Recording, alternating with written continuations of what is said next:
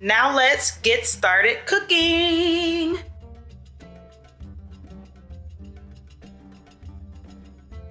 And for the sake of the video, I'm gonna taste it again to let you know how great it is.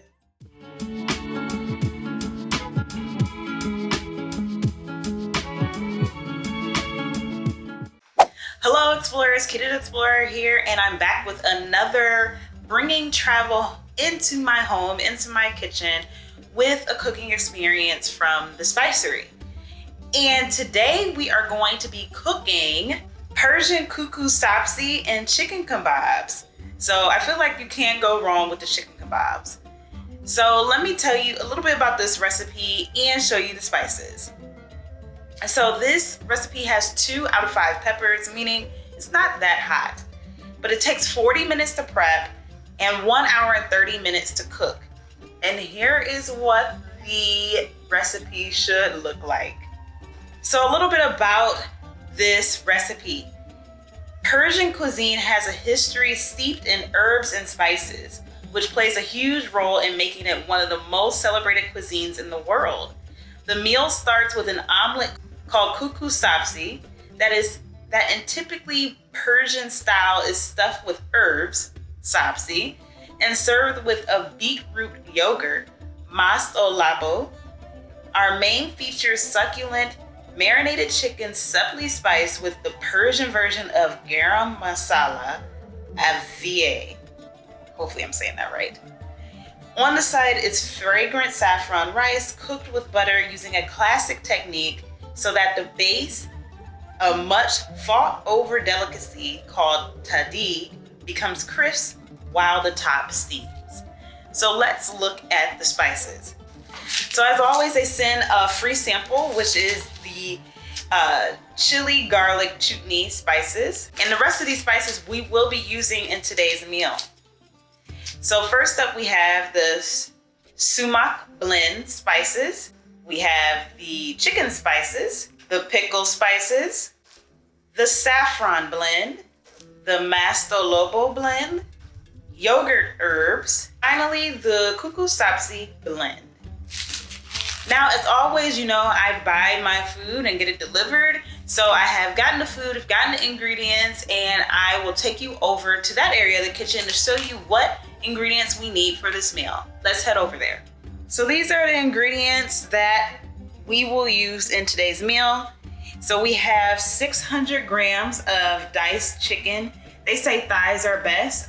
So this is what I got. Hopefully it's close to 600 grams. Can't do but so much when you get it from the grocery store.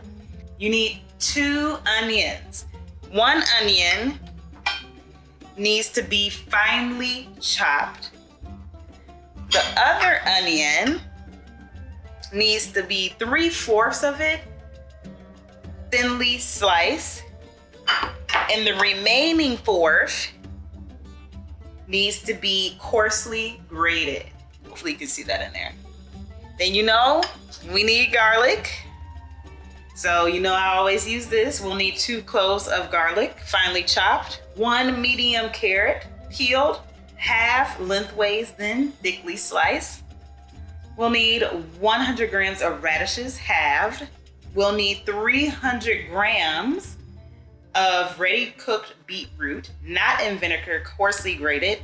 And it came in 250 grams, so I have to, do what I can with that. We need 20 grams of parsley, roughly chopped. We'll need 250 grams of yogurt. Full fat is best. We'll also need 30 grams of butter. And we'll need 4 eggs, any size. We'll also need 75 grams of dried cranberries, cherries, or raisins. I got cranberries. Love cranberries. We'll also need 2 tablespoons of flour, and self-raising is the best type for this. We'll need 50 milliliters of vinegar. You can use white wine or cider vinegar. We'll need 210 milliliters of oil. Sunflower or vegetable oil is best. And we'll need 300 grams of basmati or standard long grain rice. And lastly, we'll need 1 tablespoon of sugar, and of course salt as well. Now let's get started cooking. For the first step, we are working with the pickles. Sprinkle the carrot and radishes with a big pinch of salt.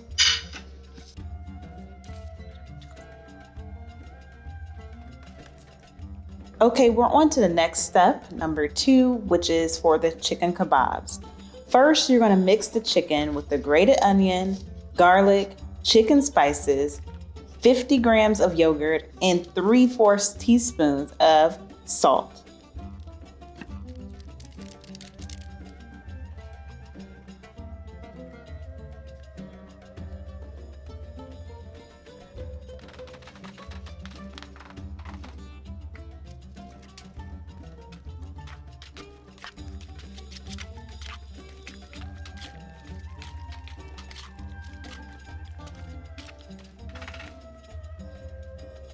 After you've mixed everything up, then you're going to thread onto skewers the chicken and leave in the fridge until it's time to cook it.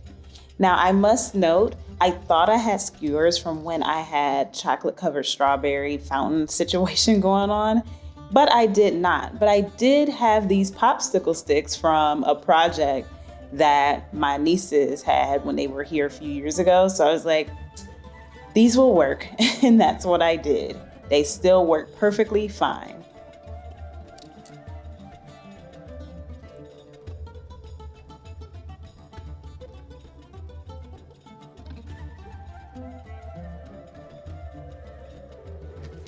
On to step 3, which is for the fried onions. You're going to fry the sliced onion in 150 milliliters oil for 15 minutes or until thoroughly brown and crispy. Then drain the onions on kitchen paper to absorb the excess oil and leave to one side. Next up, you're going to pat the carrot and radishes dry, as you can see me doing here.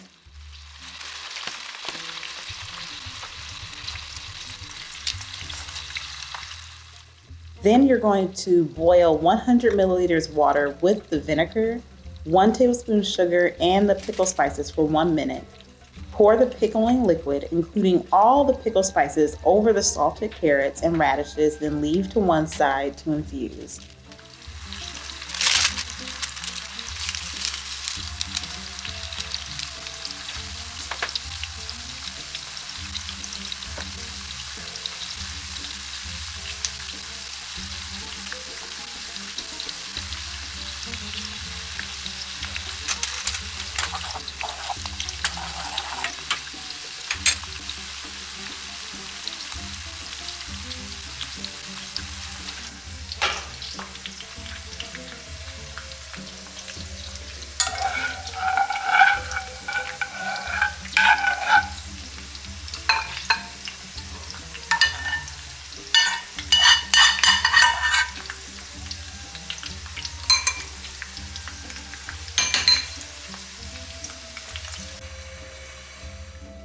Now for step 5, we're going to make the rice. Now, you know, in other videos where I'm cooking, I always say that I'm not going to make the rice in advance, but this rice had a lot of different steps and things to add to it, so that's why I'm making the rice today. So you're going to bring a large pan of salted water to a boil. Then you're going to soak the saffron blend in 2 tablespoons of freshly boiled water, which you can see me doing off to the side there. You'll then boil the rice for 6 minutes or until the ends of the grains of the rice are just cooked with the center still crunchy, then drain well.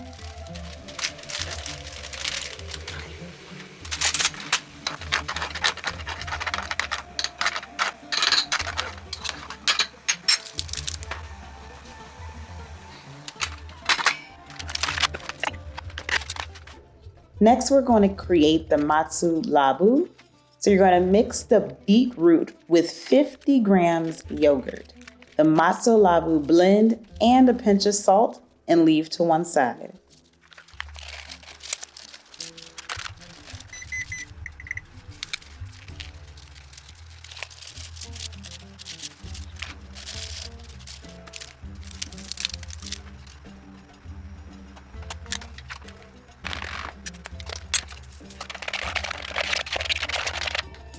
Next up, we're going to start preparing the kuku sabzi. You're going to fry the finely chopped onion in 2 tablespoons oil for 10 minutes or until soft. So they have step 8 as preheating the grill now, but I used my electric skillet because it was cold outside this day, or just too cold for me to go out and actually use my grill, which would have been better for the chicken kebabs. So if you don't have a grill or you don't feel like dealing with the grill, you don't have to go out and preheat or get it prepared. So definitely do number 8 based on what you have to do to get your grill ready to start cooking the chicken kebabs. But here I'm on to step 9, which is for the saffron rice. So first I'm going to melt the butter in a large pan until it starts to bubble and foam. I'm going to add the par-cooked rice, the dried cranberries, half of the fried onions, and a pinch of salt. Then add the soaked saffron blend, including all of the liquid. After I do that, I'm going to cook for a few minutes on high heat or until I start hearing the rice sizzling in the butter, then turn the heat down, cover tightly and steam gently for 20 minutes or until I have a golden crust of rice on the bottom of the pan and the rice is cooked through. Now, they do note to not, or try not to, keep lifting the lid off. You want to make sure you keep the lid on so it can properly steam.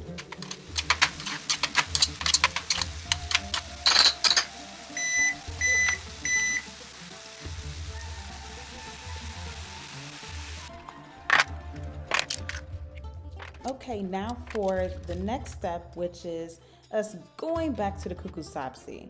So I'm going to beat the eggs, then mix in the softened, finely chopped onion, kuku sabzi blend, flour, 3/4 of the parsley, and half teaspoon of salt.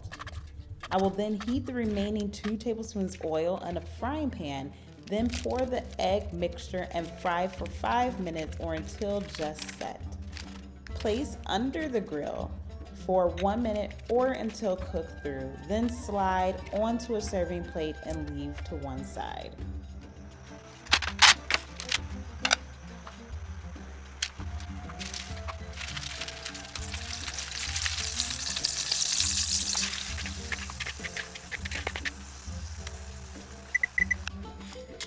Okay, so now we're on to the second to last step of preparing this meal, which is making the wild mint yogurt.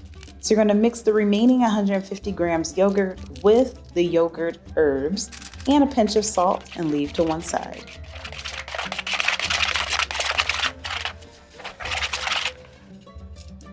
And finally, the last step is back on the chicken kebab.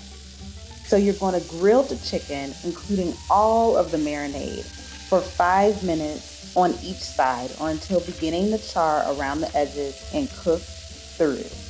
Now we're going to get ready to head over and do a wonderful taste test.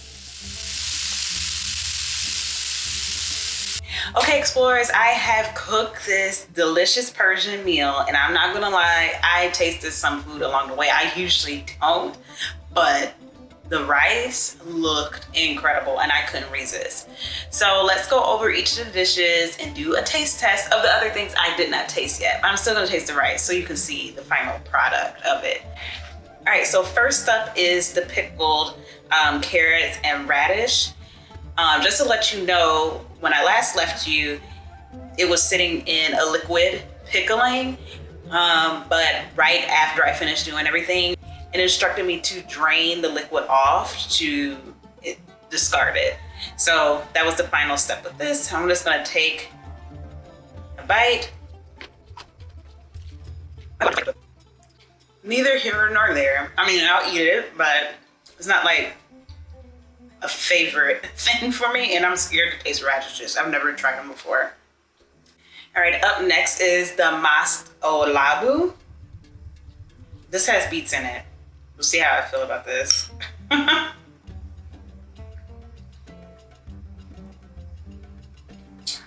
Yeah, it's like beets and yogurt.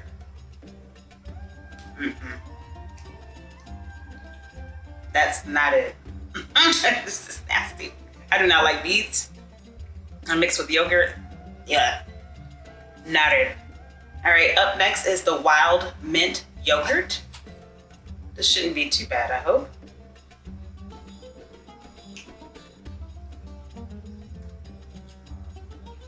It's interesting.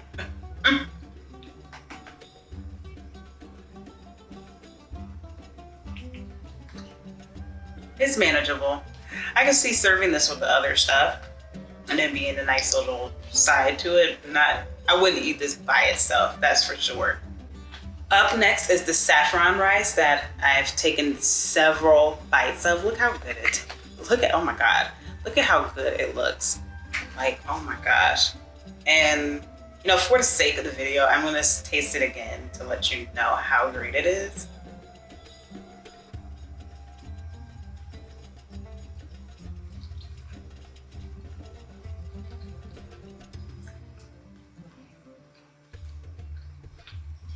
This is incredible. I would have never thought putting dried cranberries and onion in rice with that seasoning would be so good. All right, up next is the Kuku Sabzi.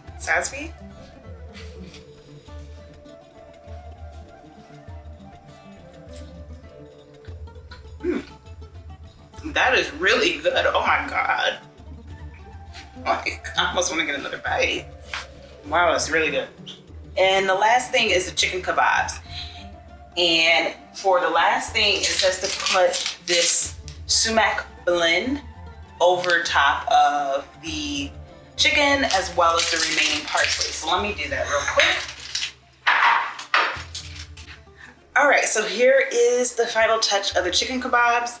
And I have one that had fallen apart here, so I'm gonna dig for that piece. Where was it? Here we go. Let's see. That is really, oh my God, that's really good. This season I put on and it's delicious. Oh my goodness. And as you know, I do meal prepping. And so this is my lunch for the week. And so let me insert a clip of me actually enjoying this at lunch.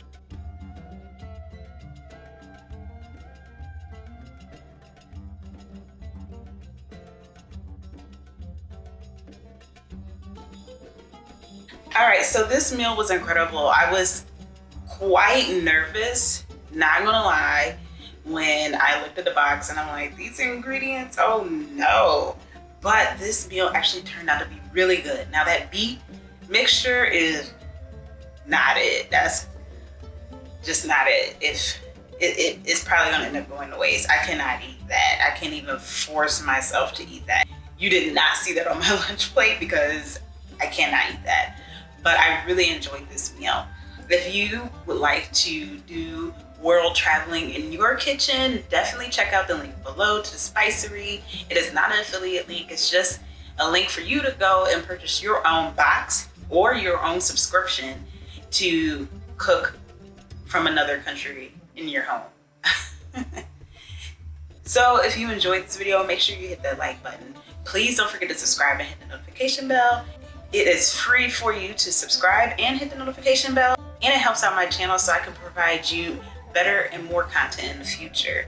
And make sure you share this video with your friends, family, and your social media networks. And if you have any questions about the Spicery or this meal, leave them down below in the comment box. Thank you so much for watching. Have a great day now wherever in the world you are. Bye.